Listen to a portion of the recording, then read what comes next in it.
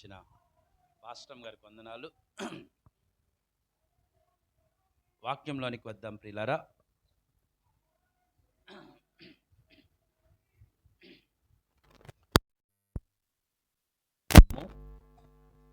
నిర్గమకాండము 32వ అధ్యాయము. నిర్గమకాండము 32వ అధ్యాయము, పేజ్ నెంబర్ 72 73. నిర్గమకాండము 32వ అధ్యాయము 9వ వచనాన్ని మనం చూద్దాం. మరియు యెహోవా ఇట్లనెను, నేను ఈ ప్రజలను చూచియున్నాను. ఇదిగో వారు లోబడనొల్లని ప్రజలు కదా, ఇక్కడ అంటున్నాడు కదా. మరియు యెహోవా ఇదిగో దేవుడు అంటున్నాడు కదా ఇక్కడ. మరియు యెహోవా ఇట్లనెను ఏమని అంటున్నాడు అంటే, నేను ఈ ప్రజలను చూచియున్నాను. ఇదిగో వారు లోబడనొల్లని ప్రజలు. ఓకే, నేను ఈ ప్రజలను చూచియున్నాను అంటున్నాడు. 2 అంటున్నాడు, వారు లోబడనొల్లని ప్రజలు అంటున్నాడు కదా. ఈ ఉదయకాల సమయమందు మరి దేవుని యొక్క పరిశుద్ధమైన బల్లలో మనము పాలు పంపులు పొందాలి అనేసి అంటే, దేవుని యొక్క వాక్యము చేత మనము ఉదక స్నానము చేయబడాలి. అంటే దేవుని యొక్క వాక్యం చేత మనము సరిచేయబడాలి. సరిచేయబడకుండా వాక్యం చేత మనల్ని మనము పవిత్రపరచుకొనకుండా మనము ప్రభు యొక్క బల్లలో పాలు పంపులు పొందకూడదు. ఎందుకు ప్రభు యొక్క బల్లలో పాలు పంపులు పొందకూడదు అనేసి అంటే, దేవుని యొక్క వాక్యం చెప్తూ ఉంది, ఎవడు అయోగ్యముగా ప్రభు యొక్క రొట్టెను తినునో లేక ఆయన పాత్రలోనిది తాగునో అంటున్నాడు కదా. అక్కడ ఏమండండి, వాడు మరణానికి పాత్రుడు లేక శిక్షకు పాత్రుడు, శిక్షకు అర్హుడు అని. అంటే అయోగ్యముగా అంటే యోగ్యత లేని వారంగా మనం ఎంత మాత్రము కూడా తినకూడదు అని ఇక్కడ దేవుని యొక్క వాక్యం సెలవిస్తూ ఉంది. నిర్గమకాండము 32వ అధ్యాయము 9వ వచనంలో, ఇదిగో నేను వారిని చూసి ఉన్నాను, వారు లోబడనొల్లని ప్రజలు అని దేవుడు చెప్తున్నాడు. లోబడనొల్లని ప్రజలు. లోబడే ప్రజలేంటి? లోబడనొల్లని వారు అంటే ఏంటి? లోబడడం ఏంటండి? దేవుడికి లోబడడం. మనుషులకి లోబడుతున్నామా? మనం దేవుడికి లోబడుతున్నామా? ఎవరికి లోబడాలి అసలు? ఎందుకు లోబడాలి అసలు కదా. పిల్లల్ని మనం చాలాసార్లు ఇటు చెప్తాను కానీ ఇటు అసలు లోబడ్డ మాటకి అనేసి అంటాం. లోబడటము అని అంటే ఏంటండి? ఇంకా మీనింగ్ మాట వినటం. మాట వినలేదు అని అనుకోండి, ఇటు అసలు ఆ మాట వినడు అనేసి అంటాము. దాని యొక్క అర్థం ఏంటంటే లోబడకపోవడం. చాలాసార్లు దుక్కు దున్నే ఎద్దులు 2 కూడా సరైన రీతిలో నడవకపోతేనంట, ఆ దుక్కు దున్నుతున్న యజమానుడు ఏం చేస్తాడంటే, మునుకుల్ల కర్ర తీసుకుండి ఎద్దు కాళ్ళు దగ్గర గుచ్చుతాడంట. అది సూదిగా ఉంటుంది. ఎందుకంటే ఒక ఎద్దేమో చెప్పిన మాట విని ముందుకు సాగుతూ ఉంటుంది, రెండో ఎద్దేమో వెనక్కి లాగుతూ ఉందనుకోండి, దీన్ని కూడా దానితో పాటు ముందు వెళుతున్న ఎద్దుకి ఎలా ఉంటుంది? భారంగా ఉంటుంది. దీన్ని కూడా ఒక పక్కన దున్నుతా ఉన్న నాగలికి భారము, రెండోదిగా నాతో పాటు దీన్ని కూడా నేను లాగలేకపోతున్నానని అది లాగలేక ప్రయాసపడతా ఉన్నప్పుడు ఆ యజమానుడు ఏం చేస్తాడంట, మునుకుళ్ళు కర్రను తీసుకుండి ఆ కర్రతోటి గుచ్చినప్పుడు అది ఏం చేస్తుందంటే మాట వింటది. అప్పుడు లోబడద్ది యజమానుడికి కదా. అలాగే గుర్రం నడిపిన వాడు కూడా, జట్కా బండిని నడిపేవాడు కూడా గుర్రము ఎలా పడితే అలాగే నడవడానికి ఒప్పుకోడు. ఆ యజమానుడు ఆ గుర్రాన్ని స్వారీ చేసేటప్పుడు, ఆ గుర్రాన్ని నడిపేటప్పుడు తన ఆధీనంలోను తన స్వాధీనంలోనూ ఉంచుకుంటాడు కదా. ఎక్కువగా గుర్రంని నడిపేటప్పుడు గుర్రం ఎక్కడికి తీసుకుని వెళితే అక్కడికి వెళ్ళకూడదు, కానీ యజమానుడు ఎక్కడికి తీసుకుని వెళితే అక్కడ గుర్రం వెళ్ళాలి. ఆయన గుర్రపు స్వారీ ఎక్కేటప్పుడు, ఆ గుర్రపు స్వారీ ఎక్కేటప్పుడు అక్కడ ఉన్న గుర్రాన్ని మేపేవాడు అన్నాడంట, నేను స్వారీ చేస్తానండి అనేసి అంటే, ఎలా చేస్తావు? అయితే కొన్ని సూచనలు చెప్తున్నాను విను అన్నాడంట. ఏంటి ఆ సూచనలు అని అనగానే, గుర్రం ఎక్కిన తరువాత గుర్రాన్ని నువ్వు పట్టుకుండి, 2 తాళ్ళు ఉంటాయి కదా, నువ్వు గట్టిగా పట్టుకుని బిగించి పట్టుకుని ఎక్కి కూర్చోవాలి మొట్టమొదటిగా. రెండోదిగా ఆ గుర్రపు కుడివైపునున్న తాడుని లాగేవంటే కుడికి మళ్ళుద్ది, ఎడం వైపునున్న తాడును లాగేవంటే ఎడమకు మళ్ళుద్ది. గుర్రం తాడును వదిలేసేవు అనేసి అంటే గుర్రం నిన్ను ఎక్కడికైనా తీసుకుని వెళ్ళిపోద్ది. కాబట్టి గుర్రం ఎక్కేటప్పుడు నువ్వు పడిపోకుండా ముందు జాగ్రత్తగా కూర్చోవాలి. రెండోదిగా ఆ తాడు ఉంది కదా, ఆ తాడును నువ్వు గట్టిగా లాగి పట్టుకుంటూ కూర్చుంటానికి ప్రయత్నిస్తూ గుర్రాన్ని నడపాలి. తెలుసండి నాకు అని. చివరి పాయింట్ చెప్తున్నాను విను. గుర్రం ఎక్కడికి తీసుకుని వెళ్తే అక్కడికి నువ్వు వెళ్ళకూడదు, నువ్వెక్కడికి కావాలో అక్కడికి గుర్రాన్ని తీసుకుని వెళ్ళాలి అని. గుర్రం ఎప్పుడు లోబడద్ది యజమానుడికి అనేసి అంటే, ఆ తాడు స్ట్రైట్గా పట్టుకుంటే గుర్రాన్ని తన స్వాధీనంలో పెట్టుకున్నప్పుడే గుర్రం యజమానుడికి లోపడద్ది. కానీ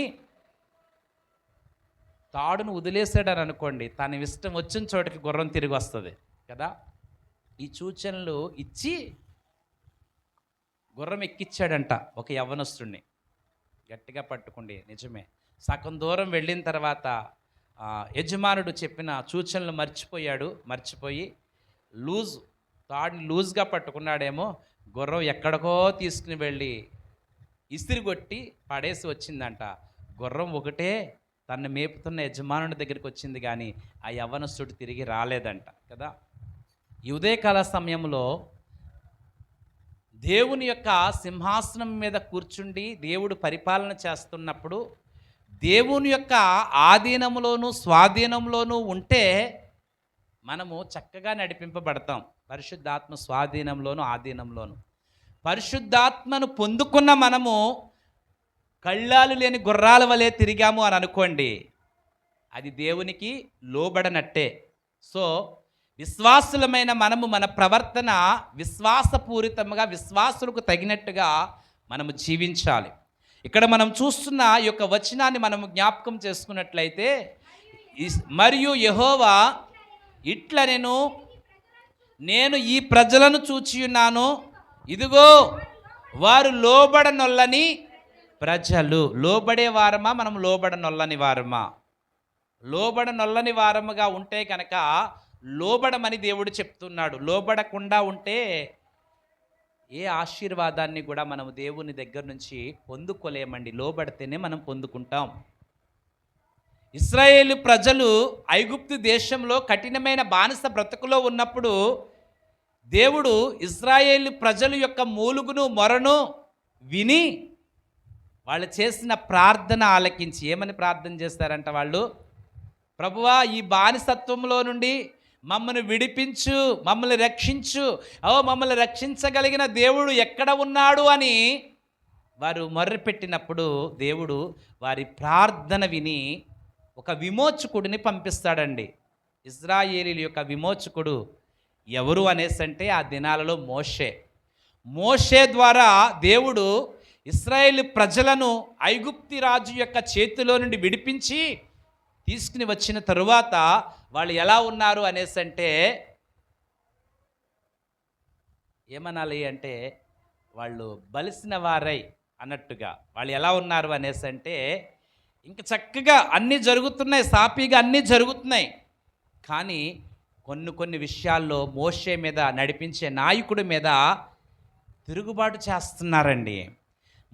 మోషే మీద తిరుగుబాటు చేస్తున్నప్పుడు దేవుడు సహించలేకపోయాడు. ఎలాగ సహించలేకపోయాడు అనేసి అంటే, ఎన్నోసార్లు, ఒకసారి అయితే ఎర్ర సముద్రం దగ్గరికి వస్తారు. ఎర్ర సముద్రం దగ్గరికి వచ్చినప్పుడు వాళ్ళ సనుగులు మనం వింటున్నాం. 14వ అధ్యాయం, నిర్గమకాండము 14వ అధ్యాయంలో మనం చూస్తాం. ఎర్ర సముద్రం దగ్గరికి వచ్చినప్పుడు వాళ్ళు ఏమని మాట్లాడుతూ ఉన్నారు అనేసి అంటే చూడండి. అంతటా వారు మోషేతో ఐగుప్తులో 11వ వచనం 14:11 ఈ ఐగుప్తులో సమాధులు లేవని ఈ అరణ్యంలో చచ్చుటకు మమ్మను రప్పించితిరా, మమ్మను ఐగుప్తులో నుండి బయటికి రప్పించి మమ్మను ఇట్లు చేయనేలా మా జోలికి రావద్దు. ఏమంటున్నారు వాళ్ళు? మా జోలికి రావద్దు కదా. మనం చాలాసార్లు అనే మాట ఏంటంటే, నా జోలికి రాకు నువ్వు, పిల్ల అత్తమాను కొడుతున్నావు, నువ్వు పిల్లల జోలికి రాకు అనేసి అంటాం కదా. కొట్టారంటే మా జోలికి రావద్దు, నాతో మాట్లాడొద్దు, ఇలాంటి మాటలు మనం మాట్లాడతాం. దేవుని పిల్లలు మోషే నడిపించిన మోషేతో అంటున్నారు, మా జోలికి ఎర్ర సముద్రం వచ్చింది ఎదురుగుండా వాళ్ళకి. ఎర్ర సముద్రం ఎలాగ దాటాలి, ఇక్కడికి తీసుకొచ్చి నిలవబెట్టవేంటి, అసలు మమ్మల్ని దేవుడు ఎక్కడికి తీసుకెళ్ళమంటే నువ్వు ఇక్కడికి తీసుకుని వచ్చావని మోషేని ప్రశ్నించాలి, అడగాలి. ప్రభువా ఏంటి మమ్మల్ని ఇక్కడికి తీసుకొచ్చావు అని దేవుడిని అడగాలి. కానీ వాళ్ళు అంటున్న మాట ఏంటి అనేసి అంటే, ఆ ఎర్ర సముద్రము దగ్గరికి వచ్చిన తర్వాత వాళ్ళు అంటున్న మాట, మా జోలికి రావద్దు, ఐగుప్తులో సమాధులు లేవని మమ్మల్ని ఇక్కడికి రప్పించావా, ఇదిగో మా జోలికి రావద్దు. ఐగుప్తులకు దాసుల మగుటకు ఐగుప్తులో మేము నీతో చెప్పిన మాట ఇదే కదా, మేము ఈ అరణ్యమందు చచ్చుట కంటే ఐగుప్తులకు దాసుల మగుటే మేలని చెప్పిరి కదండి. ఏంటి మేలంట, ఐగుప్తులో దాసులు అయినప్పుడు ఎందుకు మొరపెడుతున్నాం, ఎందుకు ప్రార్థన చేయడం, దాసులు అవునప్పుడు దాసులు ఐగుప్తుకే దాసత్వం చేయాలి అని అనుకున్నప్పుడు ఇప్పుడు మమ్మల్ని విడిపింపగలవాడు ఎవడనూ లేడా అని ఎందుకు మన ప్రార్థన చేయడం. ఇజ్రాయేలీలు మనము కూడా కొన్ని శ్రమలు వచ్చినప్పుడు, బాధలు వచ్చినప్పుడు, కష్టాలు వచ్చినప్పుడు, ప్రభువా మమ్మల్ని స్వస్థపరచవా, మమ్మల్ని బాగు చేయవా, అయ్యా మాకు సహాయం చెయ్యవా అని అడుగుతాం. సంతోషం వచ్చినప్పుడు ఎందుకు నమ్ముకున్నామో, ఇంతకు ముందు వలె వాళ్ళ వలె నేను కూడా జీవించి ఉంటే కనుక వాళ్ళలాగా నేను బ్రతుకుద్దును. ఆ కష్టకాలంలో దేవుణ్ణి నమ్ముకోవాల్సి వచ్చింది, నమ్ముకున్నాం. ఇలా అనుకుంటున్నామా? లేదు, ఇలా ఎంత మాత్రం కూడా అనుకోకూడదు. మేలు జరిగిన తరువాత దేవుణ్ణి మర్చిపోయే క్రైస్తవులు ఎంతమంది లేరండి? లోకంలో కలిసిపోయిన క్రైస్తవులు, నామకార్థ క్రైస్తవులు. ఇక్కడ వీళ్ళు అంటున్నారు, మా జోలికి రావద్దు, ఐగుప్తులో సమాధులు లేవని, లేక సమాధులు దొడ్డే లేదని, ఈ యొక్క ఎర్ర సముద్రంలో మమ్మల్ని ముంచుదానికి, సమాధి చేయడానికి తీసుకుని వచ్చావా, మా జోలికి రావద్దు, మేము ఐగుప్తి ఫరో చేతి కిందే దాసులంగా ఉండడమే మేలు కదా అనేసి మోషేని అనకూడని మాటలన్నీ కూడా అని మోషేని ఎంతగానో బాధ పెడుతున్నారు ప్రియులారా. ఎప్పుడైతే మోషేతో ఇలాగ మాట్లాడుతున్నాడో, మోషే దేవునికి ప్రార్థన చేస్తే మోషేతో దేవుడు అంటున్నాడు కదా, మోషే నీ చేతిలో ఏముందయ్యా, భయపడద్దు, అసలు నీ చేతిలో ఏముంది అంటే కర్ర, ఆ కర్రని తీసి సముద్రం మీద కొట్టు అని అనగానే సముద్రము రెండుగా పాయలుగా అయిపోయింది. సముద్రం రెండుగా గోడలుగా నిలిచిపోయింది. సముద్రం మీద ఆరిన నేలను ఇశ్రాయేలు ప్రజలందరూ కూడా నడిచి వెళ్ళారు. అయితే ఈ యొక్క 32వ అధ్యాయంలోనికి 9వ వచనంలోనికి వచ్చేసరికి అట్టి మేలును మర్చిపోయిన వారు ఎలా జీవిస్తున్నారు అనేసి అంటే, లోబడనొల్లని ప్రజలుగా వారు జీవిస్తూ ఉన్నప్పుడు దేవుడికి వారి యందు అసహ్యం కలిగింది. ఎంత అసహ్యము అనేసి అంటే, వారు లోబడినట్టుగా నటిస్తున్నారు కానీ వారు లోబడనొల్లని ప్రజలుగా ఉన్నారు. ఎందుకు అనేసి అంటే, వాళ్ళు దేవుడు వచ్చేసరికి ఒక దూడను తయారు చేసుకుండి, వాళ్ళకి ఇష్టమైన దూడను తయారు చేసుకుండి వాళ్ళు ఏం చేస్తున్నారంటే పోత పోసిన దూడను చేసుకుని అన్నమాట 4వ వచనంలో మనకు కనపడుతుంది. చూడండి, పోత పోసిన ఒక దూడను తయారు చేసుకుని, ఇదే ఐగుప్తులో నుండి మిమ్మల్ని తీసుకుని వచ్చిన దేవుడు అంటే ఆ పోత పోసిన దూడ చుట్టూ వాళ్ళ ప్రదక్షిణాలు చేస్తున్నారంట. దీన్ని చూసి మోషే అయితే సీనాయి పర్వతం మీద 10 ఆజ్ఞలు తీసుకుని రావడానికి వెళితే వీళ్ళు చేస్తున్న భయంకరమైన పని ఏంటి అంట, విగ్రహారాధన. పోత పోసిన దూడ చుట్టూ కూడా వాళ్ళు తిరుగుతూ గంతులు వేస్తూ నాట్యం ఆడుతున్నారంట. దేవుడు పైనుండి చూశాడు. పైనుండి చూసి, మోషే లే, తప్పుకో, వీళ్ళని ఒక్కసారి నేను తుడిచేస్తాను, నీలో నుండి గొప్ప జనాంగాన్ని నేను పుట్టిస్తాను అంటే మోషే బ్రతిమలాడుకుంటాడండి. ఏమని బ్రతిమలాడుకుంటాడంటే, అయ్యో ప్రభువా, అబ్రహాముతోను, ఇస్సాకుతోను, ఇశ్రాయేలుతోను నువ్వు చేసిన నిబంధనను ఒక్కసారి జ్ఞాపకం చేసుకో, నీ కోపాన్ని కొంచెం అణుచుకో ప్రభువా, వద్దు, వాళ్ళని నాశనం చేయవద్దు అని. మోషే ఏం చెప్తున్నా, వీళ్ళు లోబడనొల్లని ప్రజలు దేవుడు చేసిన మేలు ఎలా మర్చిపోయారండి. ఐగుప్తులో నుండి తీసుకుని రావడం ఒకటే కాదు కానీ, ఐగుప్తులో నుండి తీసుకుని రావడమే కాదు కానీ, వాళ్ళకి ఎలాంటి మేలులంట, వాళ్ళ ఆకలేసినప్పుడు మన్నాను కురిపించాడు కదా దేవుడు. అయ్యో వాళ్ళకి దాహం వేసినప్పుడు బండ నుండి దేవుడు నీటిని రప్పించాడు దేవుడు. అయ్యో మరలా మాకు ఈ చవిచారం లేని ఆహారం ఏంటి అని దేవుణ్ణి శోధించినప్పుడు వారికంట ఆకాశం నుండి మాంసమును కురిపించాడు దేవుడు, పూరేళ్ల మాంసమును కదా. ఇంతగా ప్రతి విషయంలో కూడా దేవుడు వారికి సహాయం చేస్తూ ఉంటుండగా వాళ్ళు ఎలా ఉన్నారు అనేసి అంటే లోబడనొల్లని వారిగా ఉన్నారు. ప్రియులారా, మనం కూడా అలాగే ఉంటున్నామా? లోబడనొల్లని వారంగా ఉంటూ దేవుని యొక్క బల్లలో పాలు పంపులు పొందుతున్నామా? ప్రార్థన జీవితము లేకుండా పరిశుద్ధమైన దానిలో మనం పాలు పంపులు పొందుతూ ఉంటే గనక దేవుడికి ఇష్టం ఉండదండి. ఈ పరిశుద్ధమైనది పరిశుద్ధంగా ఒప్పుకుండంట మనము పరిశుద్ధమైన దానిని మనము తీసుకోవాలి తప్ప ఎలా పడితే అలాగ మనము తీసుకోకూడదు. ఒప్పుకోమంటున్నాడు ప్రతిదీ కూడా. లేవికాండం 26వ అధ్యాయము 41వ వచనంలో మనం చూస్తే అంటున్నాడు కదా, లేవికాండం 26:41.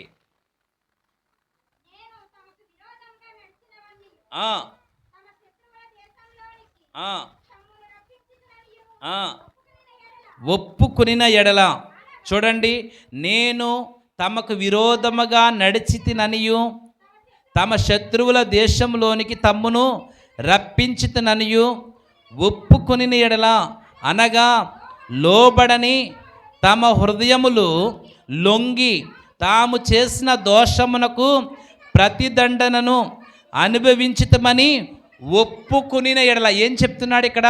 ఒప్పుకొనిన ఎడల. లొంగి అంటున్నాడండి. లొంగుతున్నాం మనం దేవుని దగ్గర? లొంగుతున్నామా? దేవునికి లోబడుతున్నామా? దేవుని దగ్గర వంగుతున్నామా? మనము చేసిన ప్రతి దోషమును మనము దేవుని ఎదుట ఒప్పుకుంటున్నామా కదా? ఒప్పుకోవాలంట. లోబడనొల్లని వారి వైపంట దినమెల్లా నా చేతులు చాపుచూ ఉన్నాను అంటున్నాడు. యెషయా గ్రంథం 65వ అధ్యాయము 2వ వచనంలో ఆ మాటను మనం చూద్దామా? 65వ అధ్యాయము 2వ వచనం. తమ ఆలోచనలను అనుసరించి చెడు మార్గమున నడుచుకొనుచు లోబడనొల్లని ప్రజల వైపు దినమంతయు నా చేతులు, యెషయా 65:2లో అంటున్నాడు, తమ ఆలోచనలను అనుసరించి చెడు మార్గములు నడుచుకొనుచు లోబడనొల్లని ప్రజల వైపు దినమంతయు నా చేతులు చాపుచున్నానంటున్నాడండి. లోబడుతున్నామా? వాక్యానికి. దేనికి లోబడాలి? వాక్యానికి లోబడాలి, దైవజనుడికి లోబడాలి కదా. వాక్యమే దేవుడు. ఆది అందు వాక్యం ఉండెను, వాక్యము దేవుని యొద్ద నుండి, నా వాక్యమే దేవుడై ఉండెను. కాబట్టి వాక్యానికి లోబడితే దేవునికి లోబడినట్టే. వాక్యం ఏమి చెప్తూ ఉంది అనేసి అంటే అపవిత్రముగా అక్రమముగా నడుచుకోవద్దు అని చెప్తూ ఉంది, మోసపు క్రియలు చేయవద్దు అని చెప్తూ ఉంది, మందు తాగవద్దు అని చెప్తూ ఉంది, వ్యభిచరించవద్దు అని చెప్తుంది, దొంగిలించవద్దు అని చెప్తుంది. ఈ మాటలకి మనం లోబడుతున్నామా కదా? 10 ఆజ్ఞలు, కొన్ని ఆజ్ఞలు ఏంటి? వ్యభిచరించవద్దు, దొంగిలవద్దు, బొంకవద్దు, నీ పొరుగువాని మీద అబద్ధపు సాక్ష్యము పలుకవద్దు కదా, నీ పొరుగువాని ఇల్లు ఆశించవద్దు. ఇవన్నీ కూడా కదా. విశ్రాంతి దినమును పరిశుద్ధంగా ఆచరించుట జ్ఞాపకము చేసుకునము, నీ తల్లిని తండ్రిని సన్మానించుము, నీ దేవుడైన యెహోవా నువ్వు తప్ప వేరొక దేవుని నీవు అనుసరించవద్దు. ఈ 10 ఆజ్ఞలు కదా. ఇది వాక్యమే. వాక్యమే ఉన్న దేవునికి మనం ఎక్కడ లోబడుతున్నాం? ఏ విషయముల్లో దేవుని పిల్లలమైనట్టుగా ఉంటూ లోకంలో దేవుని పిల్లలు కానట్టుగా లోకస్తులతో మనం కలిసిపోతూ ఉన్నాం. ప్రియ దేవుని బిడ్డ, దేవుని యొక్క వాక్యము మనం వింటున్నప్పుడు ప్రతి విషయంలో కూడా వాక్యానికి లోబడిన మనం, వాక్యం ఇక్కడ విన్న తర్వాత సాయంత్రం వెళ్ళి ఏం చేయాలండి? ఆ వాక్యాన్ని మనము పరిశీలన చేసుకోవాలి. బెరియాలో ఉన్న స్త్రీలంట పౌలు చెప్పిన లేఖనాలు అలాగ ఉన్నవో లేవోనంట పరిశీలన చేసేవారంట. నిజమేనా, ఆయన చెప్పింది కరెక్టేనా అని ఇంటికి వెళ్ళిన తర్వాత పరిశుద్ధ గ్రంథాలు తీసి చదివేవారంట. మనం చదివే వారంగా ఉండాలి కదా. మనం లోబడే వారముగా ఉంటే కనుక ఎవరైనా నిన్ను తిట్టినా, ఎవరైనా నిన్ను కొట్టినా, ఎవరైనా నీతో మరి ఏదైనా విషయంలో, నీ విషయంలో ఎవరైనా నిన్ను దూషించినట్టు మాట్లాడినా నువ్వు తిరిగి దూషించవు. ఎందుకు? నీకు యేసు ప్రభు వంటి మనసు వచ్చింది. ఆమేన్. వచ్చిందా రాలేదా? పైకేనా తెల్లటి వస్త్రాలు కదా. లోపల ఎలా ఉండాలి మన హృదయం? తెల్లగా పరిశుద్ధంగా ఉండాలి కదా. ఇక్కడ చాలామంది దేవదూతల్లాగా ఉన్నారు. మంచిది. దేవదూతలకు ఉండే లక్షణం ఏంటి? దేవదూతలు దేవుణ్ణి ఎప్పుడు స్తుతిస్తూ ఆరాధన చేస్తాయంట. దేవదూతల నోటంట ఏ మాటలు రాకూడదు? అపవిత్రమైన మాటలు రాకూడదు. ఒకవేళ అపవిత్రమైన మాటలు వస్తున్నాయి అంటే వాక్యానికి మనం లోబడనట్టు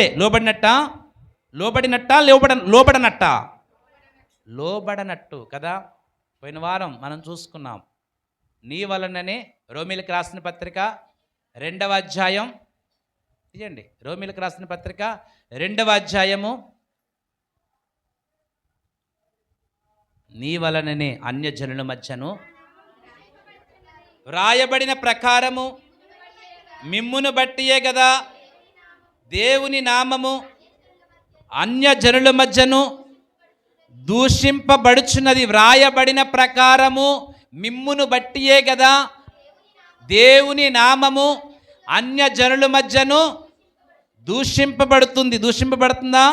నిన్ను బట్టి. ఎవరి మట్టికి వాళ్ళ హృదయం మీద చేసుకుని చెప్పండి ఆ మాట. నన్ను బట్టి చెప్దామా మాట. దూషింపబడుతుందా? అబ్బా ఎంత బాగా ఊపుతున్నారో తలలు చక్కగా కదా. నన్ను బట్టి దేవుని నామం అన్యజనుల మధ్య దూషింపబడుతుంది. ప్రభువా క్షమించు కదా. దూషింపబడుతుందా?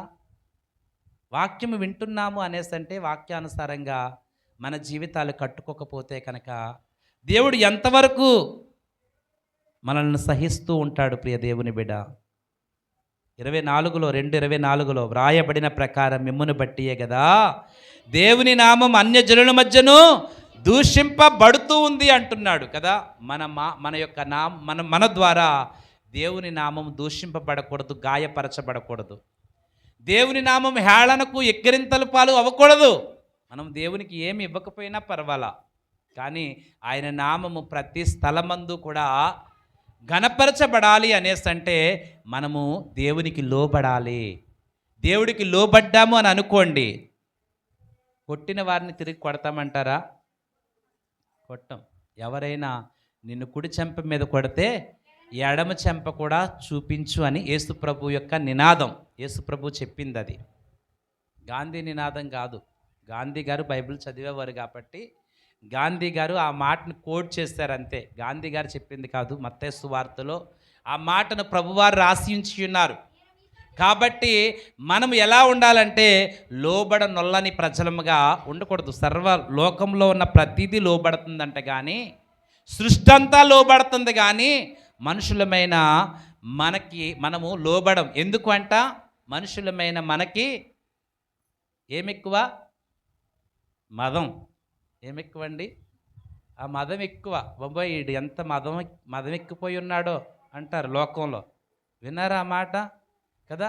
ఎందుకు అనేసి అంటే లోబడ్డానికి ఇష్టపడం. చూడండి, ఆదికాండము 24వ అధ్యాయంలోనికి వస్తే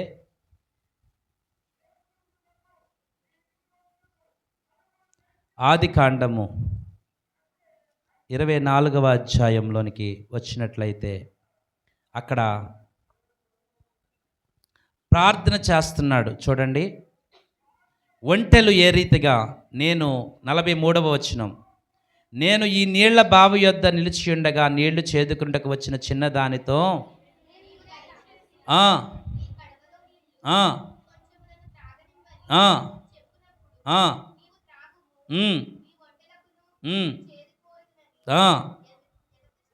ఎవత చెప్పెనో ఆమెనే నా యజమాని కుమారునికి యెహోవా నియమించిన పిల్లనై ఉండినని ఆ, ఆ, ఆ, ఆ. కడవను పెట్టుకుని వచ్చి ఆ బావిలోనికి దిగిపోయి నీళ్లు చేదుకుని వచ్చెను. ఆ, నాకు దాహం ఇమ్మని నేను ఆమెను అడుగగా ఆ,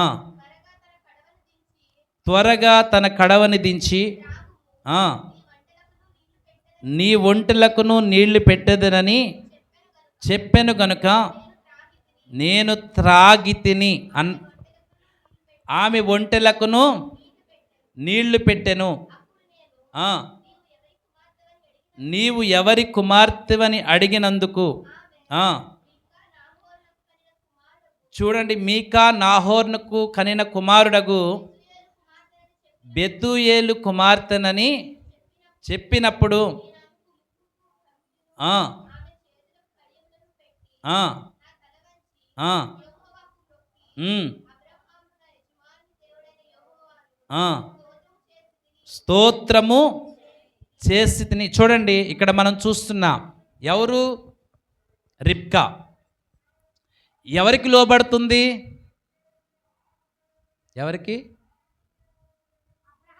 అబ్రహాము యొక్క పనివాడైన ఎలియాజర్కి కదా, ఎలియాజర్కి కదా.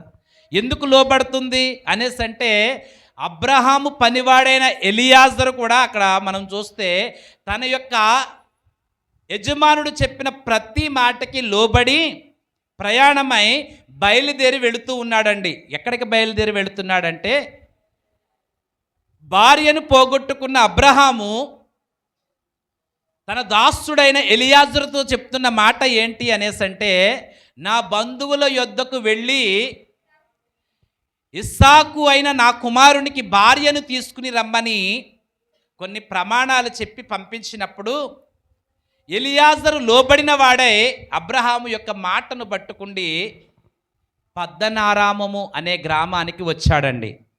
వచ్చిన తరువాత అతడు ఒంటెలను మోకాళ్ళు చేసి ప్రార్థన చేస్తున్నాడు. చూద్దామా, 24వ అధ్యాయము 10వ వచనం. అతడు తన యజమానుని ఒంటెలలో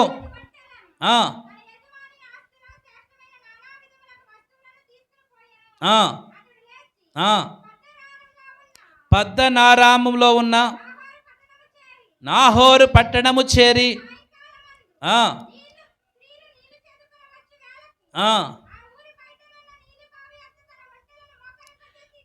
ఆ ఊరి బయటనున్న నీళ్ల బావి యొద్ద ఒంటెలను మోకరింపజేసి ఇట్లా, నేను ఏం మోకాళ్ళు వేస్తున్నాయి?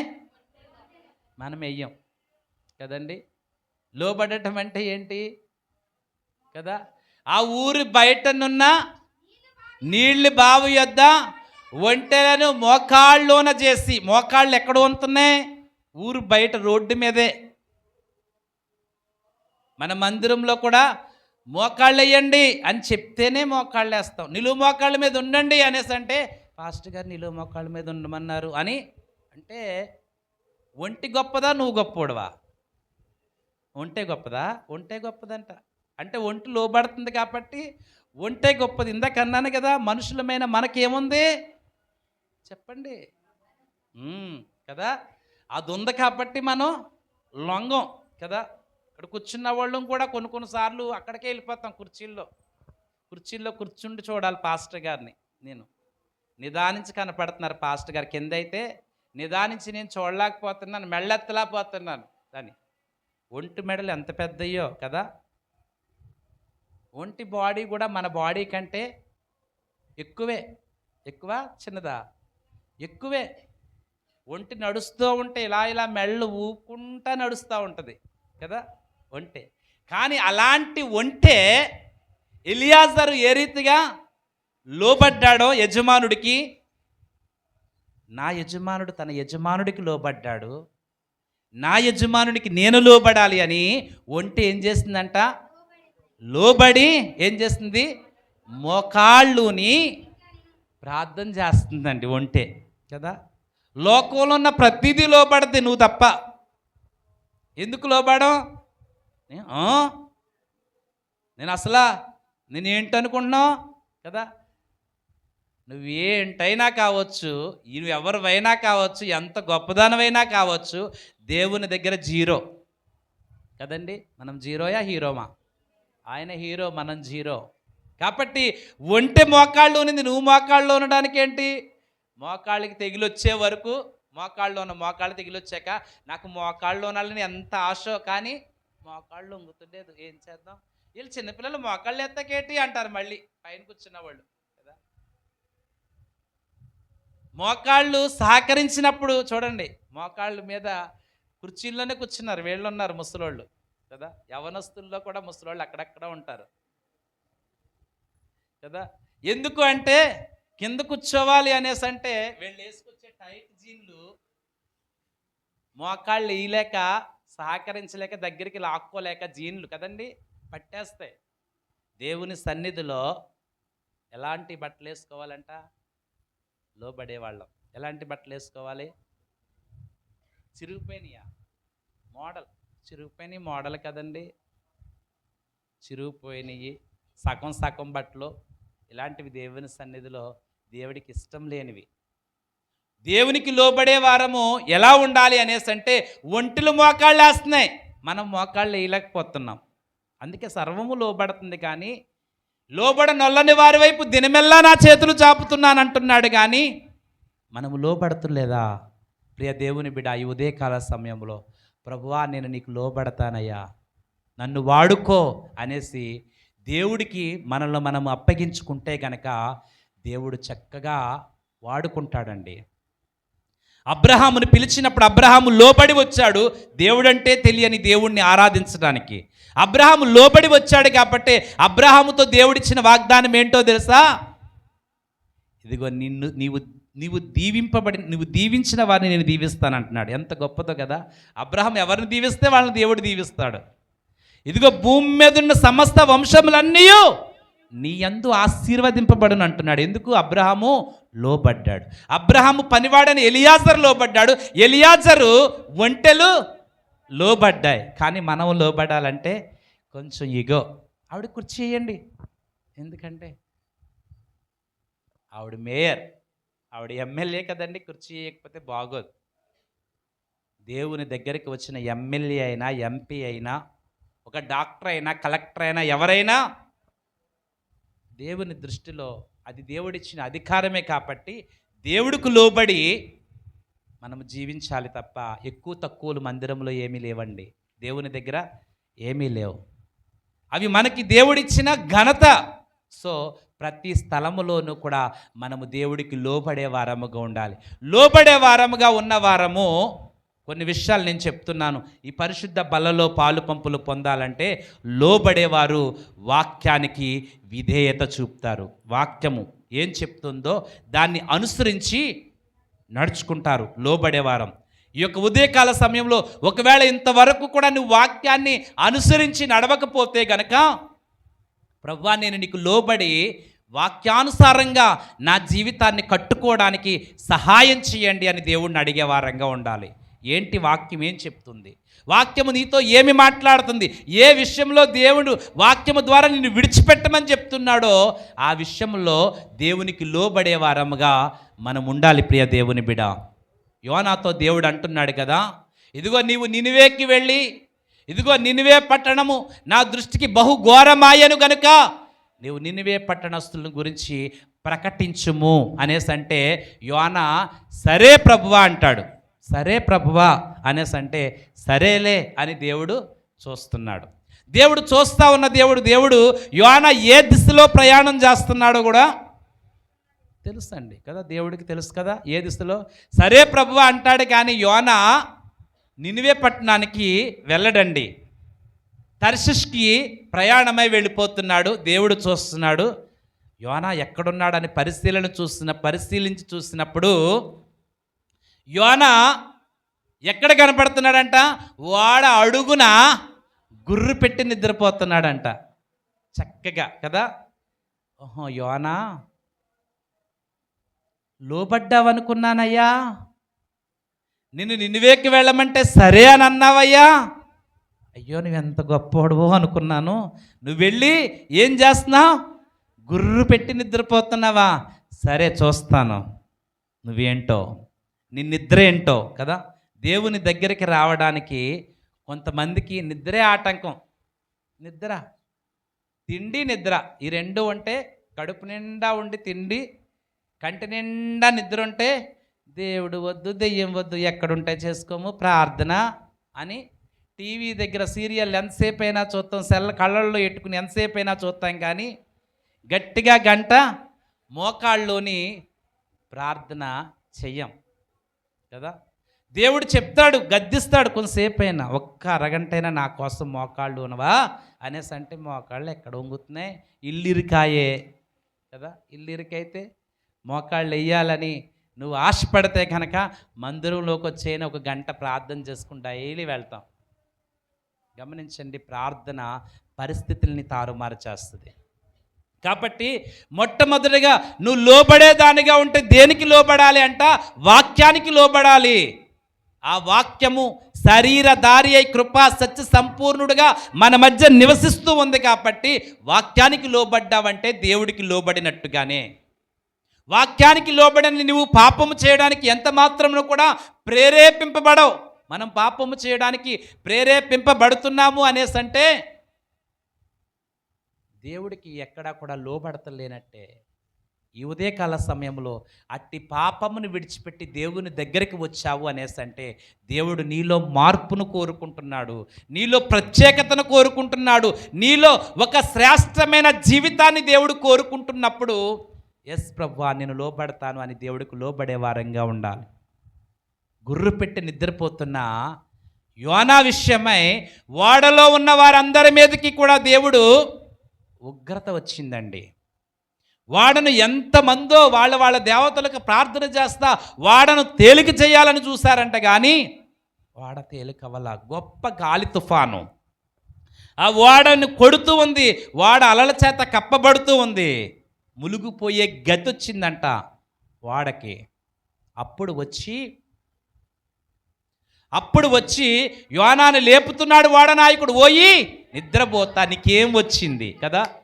దేవుడు ఈ మధ్యాహ్న కాల సమయంలో ఓ నిద్రపోతా లేక నీ పేరు పెట్టి నీకు ఏం వచ్చింది ఏంటి, ఏం వచ్చిందని అడిగాడు అనుకోండి దేవుడు మనల్ని, నీకేం వచ్చింది అన్న దానిలో నీకు ఏ రోగం వచ్చింది, లేక పోయే కాలం వచ్చింది కదా. పోయే కాలం కాలాలన్నీ 4 5 కదా పోయే కాలం కదా. ఎందుకు చాలాసార్లు మనకు కోపం వచ్చినప్పుడు తిడతా ఉంటావు, నీకు ఏ పోయే కాలం వచ్చింది ఇలా పడిపోతున్నావు మీద, వాడుక భాషలో కదా. ఇక్కడ వాడ నాయకుడు అడుగుతున్నాడు, నీకేం వచ్చింది, అసలు జ్వరం వచ్చిందా, లేకపోవడానికి సమీపంగా ఉన్నావా, వాడ చూడు భలే ఊగుతుంది, ఏం వచ్చింది అని అడుగుతున్నాడు, ప్రశ్న వేస్తున్నాడు, నీకేం వచ్చిందని కదా. మనకేమొచ్చింది చెప్పండి, మదం చెప్పరే. ఏమొచ్చింది అనేసి అంటే ప్రార్థన చెయ్యలేని మత్తు. ఇలా చూస్తాడనమాట, కళ్ళు ఇలా తెరిచి చూస్తే మొత్తం అంతా దట్టమైన చీకటి, గాలి తుఫాను, అసలు అలల చేత నింపబడుతూ ఉంది. వాడ ఎంత తేలిక చేద్దామన్నా చెప్తున్నాడు. అప్పుడు నన్ను బట్టే ఈ గొప్ప కీడు మీకు సంభవించింది, నన్ను ఎత్తి సముద్రంలో పడేయండి. లేదు నిన్ను ఎత్తి సముద్రంలో పడేసి నిన్ను చంపేము అన్న పాపముని మేము మూట కట్టుకోకూడదు. అసలు ఎవరిని బట్టి వచ్చిందో అని చీట్లు వేస్తే అంతమందిలోనూ చీటు ఎవరి మీదకి వచ్చిందంట, యోనా మీదకే వచ్చింది. యోనా మీదకి ఎప్పుడైతే చీటి వచ్చిందో యోనాని ఎత్తి సముద్రంలో పడేయండి అని అందరూ కూడా, యోనాయ అంటున్నాడు నన్ను ఎత్తి సముద్రంలో పడేయండి, నేను బతకడం కంటే సత్తే మేలు అని. యోనాకు తెలుసా శాపను పంపిస్తాడని? తెలీదు. చాలాసార్లు మనము నడిచిన అక్రమమైన జీవితం విషయంలో చచ్చిపోవడమే మేలు అనుకుంటాం కదా. ఏలి అలాగింత మట్టుకు చాలు అని సంపాదించలేక, ఆత్మను సంపాదించలేక చచ్చిపోవడం మేలు, నన్ను ఎత్తి సముద్రంలో పడేయండి అని అన్నాడు. దేవుడికి లోబడకే సావాలి సత్తే. దేవుడికి లోబడితే దేవుడు చంపేవాడు కాదు, బ్రతికించేవాడు. మనకేదైనా ఒక గొప్ప ప్రమాదము కానీ, కీడు కానీ, ఏదైనా బలహీనత కానీ వచ్చినప్పుడు మనం మొక్కుకునే మొక్కులు ఎన్నో.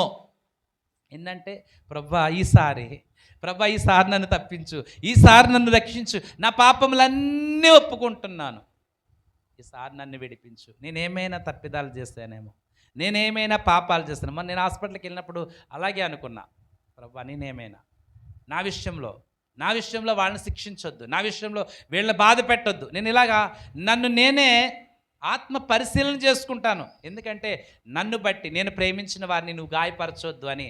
నేను అలాగే యోనా విషయానికి వచ్చేసరికి యోనా ఆత్మ పరిశీలన, ప్రభువా ఆపేయండి అని ఆ ఓడలోనే మోకాళ్ళుని ప్రార్థన చేయొచ్చు, కానీ నన్నెత్తి సముద్రంలో పడేయండి. ఎందుకంట సిగ్గుమాలనోండి నేను కదా, సిగ్గుతో నమ్మకం ఆయన వైపుకి ఎత్తలేను. ఎందుకంటే వెళ్ళమన్న చోటకి వెళ్ళకుండా వెళ్ళకూడని చోటకి నేను వెళ్తున్నా, నేను ఎంత సిగ్గుమాలనోడ్నో అని ఏమంటున్నాడండి, ఓడలో నుండి సముద్రంలో పడడానికి ఇష్టపడ్డాడు తప్ప లోబడి ప్రార్థన చేయడానికి ఇష్టపడం. మనం ఎంత సిగ్గుమాలనోళ్ళమో కదా కదా. లోబడుతున్నామా? నిన్నేనమ్మా విగ్రహంలా కూర్చున్నావు, గుళ్ళ విగ్రహంలాగా. లోబడుతున్నామంటే లోబడతలేదో లోబడుతున్నామని చెప్పాలి. ఇప్పుడు ఇలాగ ఊపాలి, రెండు ఎలాగలాగా ఎలా ఊపుతున్నావు? లోబడుతున్నావు. ఆదివారం ఫంక్షన్లు వచ్చినప్పుడు, కార్యాలు వచ్చినప్పుడు అన్నింటికి మనమే లోబడతాం. ఎవరు ఏం చెప్పినా గమనించండి. ఈవిడనే కాదు, ఈవిడ నాకు కొంచెం సులకన. ఎందుకంటే మా ఇద్దరికి మధ్య ఉన్న అక్క తమ్ముళ్ళు బంధం అనుకుంటుంది. ఏమన్నా మాట్లాడుతుంది, ఈవిడ ఒకతే నవ్వుద్ది కదా. సో లోబడుతున్నామా? ఇలా చూడమ్మా, పైకెత్తు. లోబడే వాళ్ళము అయితే కనుక ఆదివారాలు ఎక్కడుంటాం? దేవుని మందిరంలోనే ఉంటాం. మళ్ళీ ఇంకోటి వెళ్ళానండి, అక్కడికి వెళ్ళిపోయి పెందలాడే అక్కడికి వెళ్ళానండి, వాళ్ళందరూ ప్రార్థనకే. అక్కడికి వెళ్తాం ఏంటి? ఎక్కడ నువ్వు నియమింపబడ్డావు? లోబడిన వాళ్ళం ఏం చేస్తామంటే బాధ్యతగా ఉంటాం. వాక్యానికి లోబడాలి ఫస్ట్ మనం. యోనా చేసిన పని ఏంటంటే సముద్రంలో పడవేయమనగానే పడేసారు వాళ్ళు. బాబోయ్, మా ప్రాణాలైనా దక్కించుకోవాలి, అక్కడ వల్ల మా ప్రాణాలు పోగొట్టుకోకూడదు అని వాళ్ళందరూ కూడా అమ్మయ్యా అని ఊపిరి పీల్చుకున్నారు.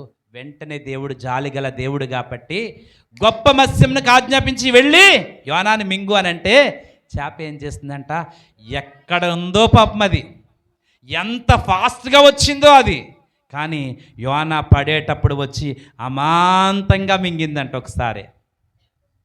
యోనా నీటిలో లేడు, ఇప్పుడు ఎక్కడున్నాడు? చేప కడుపులో ఉండి దేవునికి ప్రార్థన చేస్తున్నాడంట. యోనా చేసిన తిరుగుబాటు, యోనా చేసిన లోబడని తత్వం యోనాకి శిక్ష ఎలా ఉందంటే చేప కడుపులో పెట్టి దేవుడు అంటున్నాడు, నేను నిన్ను కఠినంగా శిక్షించితిని కానీ మరణానికి అప్పగించలా. దేవుడు తను ప్రేమించిన వారిని ఎవరిని విడిచిపెట్టడండి, ఎప్పుడు విడిచిపెట్టడు. మరణానికి అప్పగించే దేవుడు కాదు.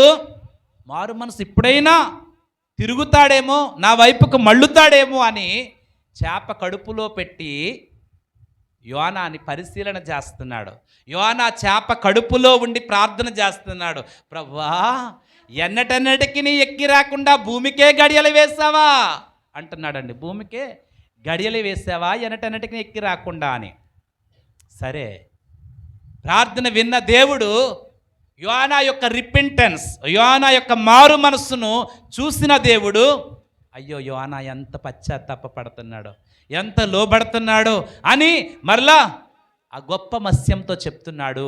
వచ్చి యోనాని కక్కు అని అనగానే వచ్చి యోనాని ఆ చేప కక్కిందండి కదా.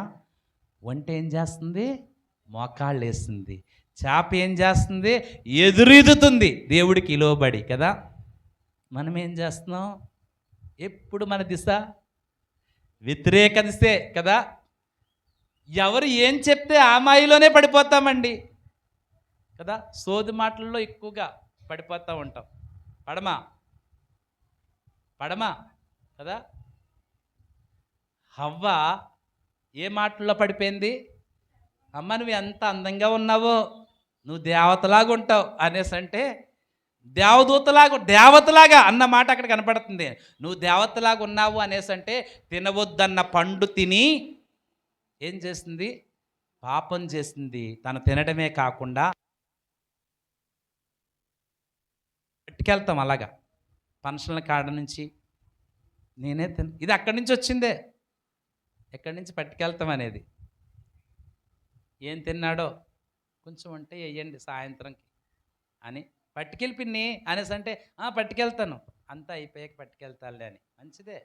అంటే ఎముకలో ఎముకను, మాంసంలో మాంసము నరుల్లో నుండి తీయబడింది కాబట్టి మగవాళ్ళు తెస్తారా చేతితోటి అలాగా ఫంక్షన్కి వెళ్ళినప్పుడు?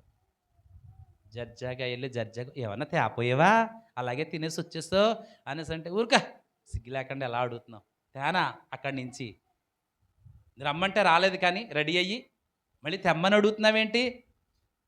ఆకు మీదే వదిలేస్తావు అన్నీ నువ్వు అంటది. ఆకు మీద వెళ్ళకపోతే పక్కన కూర్చొని తినొచ్చు కదా తీసుకుని. ఆడవాళ్ళు అయితే ఏం చేస్తారండి, ఒక కవర్ అట్టుకెళ్తారు హ్యాండ్ బ్యాగ్లో కవరు.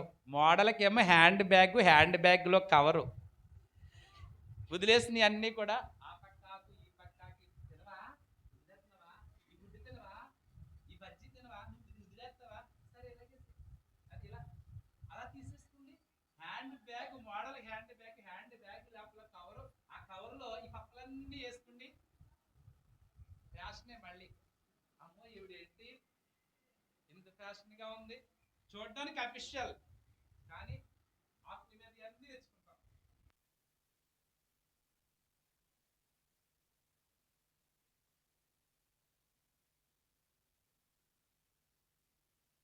ఆలోచిస్తుంది ఆదాము కోసం పట్టుకెళ్ళాలి. అయ్యో ఏం తిన్నాడో పిల్లోడు, నేనైతే వచ్చేసి కడుపు నిండా తినేసాను ఇక్కడ అని.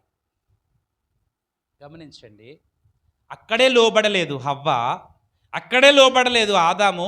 అక్కడ లోబడని స్థితి ఇంతవరకు కూడా కొనసాగుతూనే ఉంది. చేప లోబడింది చూడండి, ఒంటె లోబడింది, మోకాళ్ళు ఉనింది. చేప లోబడి వ్యతిరేక దిశలో ప్రయాణం చేసింది. చేప కంటే గొప్పదానివేనా నువ్వు? ఉంటే ఎన్ని కేజీలు ఉంటుందండి చేప? నేల దగ్గర చేప ఎన్ని కేజీలు ఉంటుంది? 3 కేజీలు, 4 కేజీలు, 10 కేజీలు, 60 కేజీల పైనే ఉండమా? ఎవరిని చూసినా యవనస్తులు వదిలేస్తే ఎవరిని చూసినా 60 కేజీల పైనే. నా మట్టుకు నేనే ఉన్నా కదా, ఎవరిని చూసినా. అంటే మనం ఏం చేయాలి? ఎక్కడికైనా మనం ఎవరికి లోబడాలి? మనల్ని ఎవరు చూస్తారు? మనం ఎవరికి లెక్క చెప్పాలి అన్న మనముంటూ దేవుడికి లోబడకుండా జీవిస్తున్నామేమో. దేవుడు ఈ ఉదయకాల సమయంలో నిన్ను హెచ్చరిస్తూ మాట్లాడుతున్నాడు. నువ్వు దేవుడికి లోబడుతున్నావా, మనిషికి లోబడుతున్నావా? దేవుడికి లోబడితే కనుక దేవుని దగ్గర నుండి వచ్చే ప్రతి ఆశీర్వాదాన్ని కూడా నువ్వు పొందుకునేదానిగా దేవుడు చేస్తాడు. ప్రియ దేవుని బిడ్డ, సంఖ్యాకాండము 22వ అధ్యాయము 29వ వచనం. బిలాము, నీవు నా మీద తిరగబడితివి, నా చేత ఖడ్గమున్న ఎడలా నిన్ను చంపుదునని గాడిదతో నేను అందుకు గాడిద, నేను నీ దాననైనది మొదలుకొని నేటి వరకు నువ్వు ఎక్కుచూ వచ్చిన నీ గాడిదను కానా, నేను ఎప్పుడైనా నీకు ఇట్లు చేయుట కద్దా అని బిలాముతో అనగా అతడు లేదనను. అంతలో యెహోవా బిలాము కన్నులు తెరుచున గనక దూసిన ఖడ్గము చేత పట్టుకుని త్రోవలో నిలిచిన యెహోవా దూతను అతడు చూచి తల వంచి సాష్టాంగ నమస్కారము చేయగా. చాలు. ఎవరిక్కడ? బేయేరు కుమారుడైన బిలాము, ఒక ప్రవక్త. మోయాబు రాజైన బాలాకు వచ్చి ప్రజలైన ఇశ్రాయేలీలు మిడతల్లాగా ఉన్నారు, వాళ్ళని శపించమని వచ్చి అడిగినప్పుడు శపించటానికి వాళ్ళతో పాటు ఈ ప్రవక్త అయిన బిలాము బయలుదేరి వెళ్ళిపోతాడండి. దేవుడు చెప్తాడు, ఓ బిలాము వెళ్ళొద్దు, నువ్వు వెళ్ళొద్దు అన్నప్పుడు ఏం చేయాలి? మనం వెళ్తాం, తింటే 2 దెబ్బలు తింటాం, మళ్ళీ వెళ్తామా ఏంటి? ఆటో కట్టించుకున్నారు. వెళ్ళొద్దు అని చెప్పినప్పుడు ఏం చేయాలి? ఆటో కట్టించుకున్నారు కాబట్టి తింటే 2 దెబ్బలు తింటామని నోటితో తప్పు చేసి ఈపికి పని చెప్తామండి కదా. నోటిని ఎక్కడా కూడా మళ్ళీ వచ్చిన తర్వాత ఏమంటామంట, ఏమొచ్చేసిందో వీడికి ఏమన్నా వచ్చేస్తే మనం తింటాం బాగా. మీద అడిపోతున్నాడమ్మా, ఏమొచ్చేసిందో, నేను ఏమన్నా తప్పు చేస్తానికి వెళ్ళానా కదా. మాట వినుట శ్రేష్టం. లోబడ్డం అంటే పెళ్లిలో ప్రసంగంలో ఏమని చెప్తారో తెలుసా? భర్తలారా మీ భార్యలను నేర్చుకోండి, భర్తలారా మీ భార్యలను ప్రేమించండి, భార్యలారా మీ భర్తలకు లోబడండి కదా. లోబడాలి. లోబడమంటే లోబడ్డమే. ఇక్కడ మనం చూస్తున్నాము, బిలాముతో దేవుడు అంటున్నాడు నువ్వు వెళ్ళొద్దు అని. బిలాము అయినా వ్యతిరేక దిశలో ప్రయాణం చేస్తూ గాడిదని ఇంటెడు వెండి బంగారాలంట సోది సొమ్ము చేత పట్టుకుని వచ్చాడంట. 7వ వచనంలో చూద్దాం, 22:7. కాబట్టి మోయాబు పెద్దలు మిద్యాను పెద్దలను సోది సొమ్ము చేత పట్టుకుని బిలాము నొద్దకు వచ్చి బాలాకు మాటలను అతను చెప్పగా అతడు వారితో ఈ రాత్రి ఇక్కడనే ఉండడు, యెహోవా నాకు సెలవిచ్చిన మాటలు నేను తిరిగి వచ్చి మీతో చెప్పేదనను. అతడు మోయాబు అధికారులు బిలాము నొద్ద బస చేసి వచ్చినోడికి భోజనం కూడా పెట్టాడంట. ఎవరు? బిలాం. ఈ సోదె సొమ్ముకు ఆతృతపడి ఆశపడి గాడిదకు గంత కట్టి బయలుదేరి వెళ్తున్నాడండి మోయాబు ప్రాంతం. దేనికంట? దేవుని ప్రజలైన ఇశ్రాయేలీలను శపించుటకు. ఎక్కడికి వెళ్తావు నువ్వు అని ఎదురుగుండా దేవదూత దూయబడిన ఖడ్గం పట్టుకుని నుంచుందంట. వెళ్తావా? వెళ్ళు అని. ఇరుకు మార్గమున ప్రయాణం చేస్తున్నారు, వెళ్తావా? వెళ్ళు అని. గాడిద మీద కూర్చున్న బిలాముకు కనబడతలేదు దేవదూత, గాడిదకి కనబడుతుంది. గాడిద చూసి వెంటనే ఎక్కి కూర్చున్న బిలాముతో పాటు గాడిద కుదాలబడిపోయిందంట ఇలాగా. ఇంక వెంటనే తన చేతిలో ఉన్న కర్రను తీసుకుని గాడిదను కొడుతున్నాడంట. 3 సార్లు కొట్టాడంట. వెంటనే గాడిదకి దేవుడు మానవ స్వరాన్ని ఇచ్చాడు. దేవుని నామానికి మహిమ కలుగునుగా. మనం మనుషులంగా మనం లోబడకపోతే ఒక్కొక్కసారి మనం పెంచుకున్న కుక్కలు కూడా మాట్లాడతాయి మనతో. నువ్వు ఎలా నడుస్తున్నావో నీకేమైనా అర్థమవుతుందా అని కదా. కుక్కలు మాట్లాడితే, కోళ్ళు మాట్లాడితే, పిల్లులు మాట్లాడితే, గేదెలు మాట్లాడితే, మనం ఏదైతే పెంపుడు జంతుగా భావిస్తున్నామో అవన్నీ మాట్లాడతాయి. ఇక్కడ గాడిద మాట్లాడుతుంది, నేను నీ దాననైనది మొదలుకుని నీవు ఎక్కుచూ పోవచ్చు ఉన్న గాడిదను నేను కానా? నేను ఎప్పుడైనా ఇలా చేయుట కద్దా? నేను ఎప్పుడైనా చేస్తానా ఇలాగా? నువ్వెందుకు నన్ను కొడుతున్నావు అని అనగానే, కొడతామా? చంపేస్తాను, నా చేతిలో ఖడ్గం ఉంటే నేను ఇప్పుడే చంపేద్దని అంటున్నాడు. అసలు కొంచెం కూడా అజ్ఞానిగా ఉండి నువ్వు మాట్లాడుతున్నావేంటి, నువ్వు గాడిదవి నువ్వు మాట్లాడుతున్నావేంటి అని అనాలి. కానీ అతనికి ఏం కనపడుతుంది? వెండి బంగారాలు కనపడి గాడిద మాట్లాడుతుంది ఏంటి అన్న గ్రహింపు కూడా. మనం పాపాలు చేస్తున్నాం, గ్రహింపు లేని పాపాలే మనం చేసేవన్నీ కూడా. నేనేంటి ఈ స్థలంలో ఉండటమేంటి, నేను ఇక్కడ ఉండటమేంటి, నేను ఈ పనికిమాల స్థలంలోనికి నేను రావడం ఏంటి కదా. మనం కొన్ని స్థలాలలో కనబడడం ద్వారా, విశ్వాసులమైన కనబడడం ద్వారా అన్యులైనటువంటి వారి ఎదుట మన దేవుని నామం ఏం చేయబడద్ది? దూషింపబడద్ది. నువ్వు ఆ స్థలంలో ఉన్నావేంటి, నువ్వు ఆ స్థలంలో ఉంటావని నేను అస్సలు థింక్ చేయలేదు. కానీ నువ్వు ఆ స్థలంలో చూసినప్పుడు, నేను ఆ స్థలంలో చూసినప్పుడు నాకు చాలా బాధ అనిపించింది అని చెప్తారు కదా. గాడిద మాట్లాడుతుంది, దేవదూత నిలిచి ఉన్నదని దేవదూతకి గాడిద లోబడిపోయింది. కానీ మనిషి, మనం దేవునికి లోబడుతున్నామా? గాడిద లోబడిపోయి వెంటనే కుదాలబడిపోయి దేవదూత ఎదురుగుండా తన ప్రయాణాన్ని ముందుకు కొనసాగించలా. దేవుడికి లోబడినట్టుగా నటించు మన ప్రయాణాలు ఎక్కడా కూడా, మనం చేసే పాపాలు ఎక్కడ మనం మానమండి. అంటే ఆదివారం ప్రార్థన చేసి పాస్టర్ గారు మా పాపాలన్నీ కడిగేస్తారు, తుడిచేస్తారు, పాస్టర్ గారు ప్రార్థన చేస్తారులే, లేకపోతే నేనే సాయంత్రం అట్లా స్థల స్నానం చేస్తూ మోకాళ్ళు వేస్తూ ప్రార్థన చేసుకున్న పాపాలన్నీ ఒప్పేసుకుంటాను. తెల్లవారిన తర్వాత మరలే యథా తదా ఏంటంటారు, ప్రజాప్రభు అని ఎప్పుడు కూడా అలాగే మనం పాపాలను కొనసాగిస్తూనే ఉన్నాం. ఆయన ఎన్నిసార్లు సిలువ వేస్తున్నామో మనకి తెలియదండి. గమనించండి. ఒంటె మోకరించింది, చేప లోబడి వ్యతిరేక దిశలో ప్రయాణం చేసింది. ఇక్కడ గాడిద కూడా దేవదూతను చూడగానే లోబడిపోయింది. మనం లోబడాలంటే మరో జన్మెత్తాలేమో కదా. మనం అపవిత్రమైన మాటలు మాట్లాడుతూ ఉన్నప్పుడు దేవుని నామము ఎంతగా దూషింపబడుతుందో, ఆ అపవిత్రమైన మాటలు మాట్లాడుతూనే ప్రభు బలలో పాలు పంపులు పొందుతూ ఉంటే నువ్వు లోబడని దానివే. ఇంకా యెషయా దర్శనంలో చూస్తాడు 6వ అధ్యాయంలో తను ఒప్పుకుంటున్న ఒప్పుకోలు మనం చూస్తే, నేను అపవిత్రుడను అంటున్నాడని. మొట్టమొదటిగా నేను అపవిత్రుడను, అపవిత్రమైన పెదవులు గల జనుల మధ్య నివసించి తిని నేను నశించి తిని అంటున్నాడు. నేను సావాలి ముందు కదా.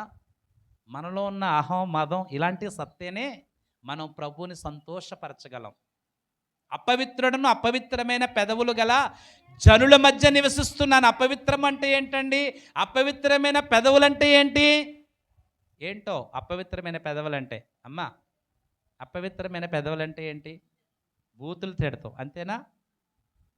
కాని మాటలన్నీ, పరిశుద్ధమైన మన మాటలు మన నోట రాకుండా మాట్లాడే ప్రతి పనికి మాలిన మాట కూడా అపవిత్రమే కదండి. అక్కడ అంటున్నాడు చూడండి, యోబు గ్రంథము 11:11 అంటున్నాడు, పనికి మాలిన వారు ఎవరో ఎరిగిన కదా, పరిశీలన చేయకే పాపం ఎక్కడ జరుగుతున్నదో ఆయనే తెలుసుకును కదా. కదా, పనికి మాలిన వారెవరు ఆయనే ఎరుగును కదా, పరిశీలన చేయకయే పాపం ఎక్కడ జరుగుచున్నదో ఆయనే తెలుసుకును కదా. అయితే అడవి గాడిద నరుడై పుట్టినాటికి కానీ బుద్ధిహీనుడు వివేకి కాడు. బుద్ధిహీనంగా చేసిన ప్రతి పనికి మాలిన పని పాపమే.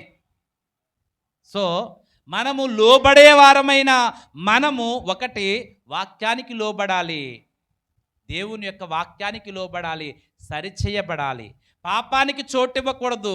రెండోదిగా మనం ఏ అపవిత్రమైన మాటలకు చోటివ్వకూడదండి. ఎఫెసీయులకు రాసిన పత్రికలో అంటున్నాడండి, ఎఫెసీయులకు రాసిన పత్రిక 6వ అధ్యాయంలో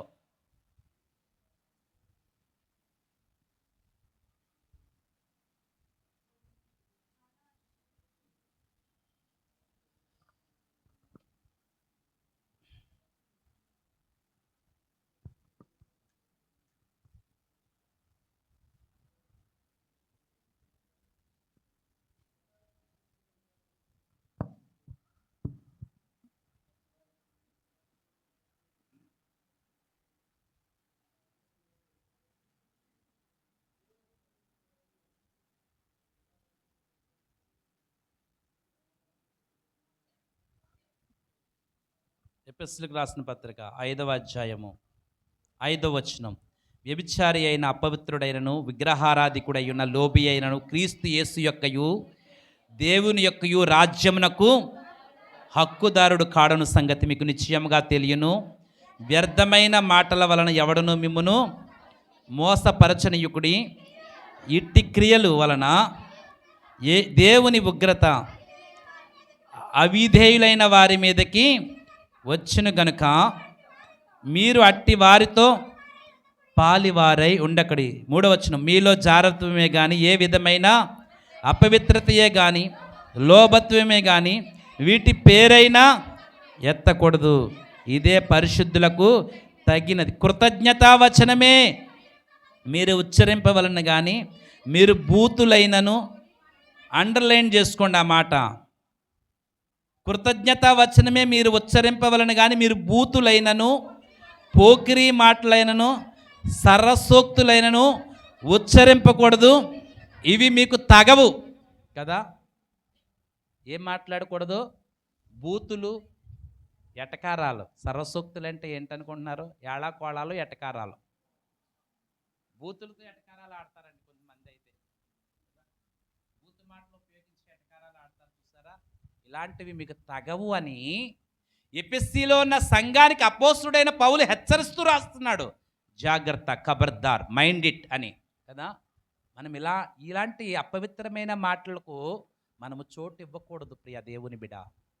మనము దేవుని యొక్క వాక్యానికి లోబడిన వారమైతే గనక ఎవరైనా అలాంటి మాటలు మాట్లాడుతూ ఉంటే వాళ్ళని మనం గద్దించాలి. ఏంటి ఇలాంటి మాటలు మాట్లాడుతున్నావు? అసలు నువ్వు దేవుని యొక్క బల్లలో పాలు పంపులు పొందుతున్నావు, యేసు ప్రభు యొక్క శరీరాన్ని తీసుకుంటున్నావు, యేసు యొక్క రక్తాన్ని తాగుతున్నావు. కానీ కాని మాటలు నీ నోటంట ఎలా వస్తున్నాయి? అందుకే అంటున్నాడు యెషయా దర్శనంలో, అపవిత్రుడును అపవిత్రమైన పెదవులు గల జనుల మధ్య నివసించువాడను నేను నశించి తిని అంటున్నాడు. మనం లోబడే వారముగా ఉంటే కనుక దేవుడు మనల్ని గొప్పగా వాడుకుంటాడండి, గొప్పగా దీవిస్తాడండి. మనం లోబడే వారముగా ఉంటే కనుక అనేకమైన స్థలాలలో దేవుడు తన ఘనత కొరకు మనల్ని వాడుకోడండి. నీకు చక్కటి గాత్రాన్ని ఇచ్చిన దేవుడే నీవు అదే గాత్రంతో ప్రతి బూతు మాట మాట్లాడుతున్నావు అనుకో, ఏం చేస్తాడు దేవుడు? ఇలాంటి వాళ్ళ నా మందిరంలో నిలబడి పాటలు పాడుతున్నారు, ఇలాంటి వాళ్ళ పెదవుల ద్వారానా నేను మహిమపరచబడుతున్నాను అనుకోడా దేవుడు? ఎంత బాధో కదా అది దేవునికి. గమనించండి ప్రియ దేవుని బిడ్డ, వేషధారణ జీవితం మనకొద్దు. అట్టి జీవితం అంటే దేవునికి అసహ్యము. దేవునికి కావలసింది పరిశుద్ధమైన జీవితం. ఆ పరిశుద్ధమైన దాని మీద నువ్వు కట్టబడాలని ఆశపడుతున్నాడు. పరిశుద్ధమైన దాని మీద నువ్వు కట్టబడాలి అనేసంటే నువ్వు ఎలా ఉండాలి అనేసంటే లోబడే దానిగా నీవు ఉండాలి అని దేవుడు ఆశిస్తూ ఉన్నాడు. ప్రియ దేవుని బిడ్డ, రోమీలకు రాసిన పత్రిక 10వ అధ్యాయము 3వ వచనంలో మనం చూసినట్లయితే, రోమీలకు రాసిన పత్రిక 10వ అధ్యాయం 3వ వచనం, వారు దేవుని నీతి ఎరుగక వారు తన స్వనీతిని స్థాపింప బూనుకొనుచు దేవుని నీతికి లోబడుట లేదు. చూడండి ఎక్కడ అంటున్నాడు, ఏలయనగా అంటూ మాట్లాడుతున్నాడు. మరలా చదువుదాం. ఏలయనగా వారిని దేవుని నీతి ఎరుగక తమ స్వనీతి స్థాపింప బూనుకొనుచు దేవుని నీతికి లోబడలేదు. విశ్వసించు ప్రతి వానికి నీతి కలుగుటకై క్రీస్తు ధర్మశాస్త్రమునకు సమాప్తి ఆయెను. చూడండి ఇక్కడ అంటున్నాడు, ఏలయనగా వారు దేవుని నీతి ఎరుగక తమ స్వనీతిని స్థాపింప బూనుకొనుచు దేవుని నీతికి లోబడలేదు. దేవుని యొక్క నీతి ఏంటండి? యేసు ప్రభు నీతిమంతుడు కదా. పిలాతు భార్య అంటుంది, ఇదిగో ఈ ప్రొద్దు ఆయన్ని గూర్చి నేను కలలో చూసి మిక్కిలి బాధపడ్డాను, ఇదిగో నీవు ఆ నీతిమంతుని జోలికి వెళ్ళొద్దు అని. దేవుని వాక్యము నీతిని కలుగజేసేది, నీతిని గురించి పాపముని గురించి ఒప్పింపజేసేది. సో దేవునికి మనం లోబడుతున్నామా? దేవునికి లోబడితే కనుక దేవుని దగ్గర నుండి వచ్చే ప్రతి ఆశీర్వాదానికి మనము పాత్రులమే. ప్రియ దేవుని బిడ్డ, చివరిగా అపోస్తలుడైన పౌలు దమస్కు మార్గంలో పట్టబడినప్పుడు, అంతకు ముందు వరకు కూడా అతడు ఒక హంతకుడు, భయంకరమైన హంతకుడు. ఎవరైతే క్రీస్తు నామం పేరట 2-3 కూడి ప్రార్థన చేస్తున్నారో, ఎవరైతే సువార్త చెప్తున్నారో వాళ్ళందరినీ కూడా చంపేవాడేనండి. కానీ దమస్కు మార్గమందు పత్రికలు తీసుకుని బయలుదేరి వెళుతూ ఉన్నప్పుడు ప్రభు చేత పట్టబడినప్పుడు ప్రభువుని అడుగుతున్నాడు, ఎవరో ప్రభువా నీవు అని. ఇదిగో నీవు హింసిస్తున్నా యేసుని అని చెప్పగానే వెంటనే లోబడి తన్ను తానుగా దేవునికి అప్పగించుకున్నాడండి. అప్పగించుకున్న తర్వాత అతడు 14 పత్రికలు రాస్తాడు. పరిశుద్ధ గ్రంథంలో 14 పుస్తకాలు రాస్తాడు. అపోస్తలుడైన పౌలు లోబడ్డాడు. అంటున్నాడు కదా, బ్రతుకుట క్రీస్తే చావైతే అంటున్నామా? మనం బ్రతికితే ఎవరి కొరకు బ్రతకాలి? ప్రభు కొరకు బ్రతకాలి. లోబడిపోయాడండి. వెంటనే దేవునికి తన్ను తాను అప్పగించుకున్నాడండి. అప్పటి వరకు చేసిన ప్రతి పాపమును దేవుని దగ్గర ఒప్పుకున్నాడు. లోబడిపోయి క్రీస్తు యొక్క మంచి సైనికుని వలె పోరాడాడు. ప్రియ దేవుని బిడ్డ, చివరిగా అతడు అంటున్నాడు కదా, నేను మంచి పోరాటము పోరాడి తిని, నా పరుగు కడముట్టించి తిని, విశ్వాసము కాపాడుకుంటుని, ఇక మీదట నా కొరకు ఏ కిరీటం అంట? నీతి కిరీటము ఉంచబడి ఉన్నది అని దేవునితో ప్రజలతో చెప్తూ ఉన్నాడు. ప్రియ దేవుని కొరకు మంచి పోరాటము పోరాడే విశ్వాసి జీవితాన్ని నువ్వు కలిగి ఉండాలి. లోబడక ఇదిగో అవిధేయురాలుగా ఉంటూ అపవిత్రముగా నడుచుకుంటూ దేవుని యొక్క నామాన్ని దూషణ పాలు కాకూడదు. దేవునికి అవమానకరంగా నీవు ఉండకూడదు. దేవుని గాయాల్ని నువ్వు రేపేవాడిగా ఎంత మాత్రం ఉండకూడదు. ప్రతి స్థలములో నిన్ను బట్టి దేవుని నామం ఘనపరచబడాలి. ప్రతి స్థలంలో నిన్ను బట్టి దేవుని నామం మహిమపరచబడాలి.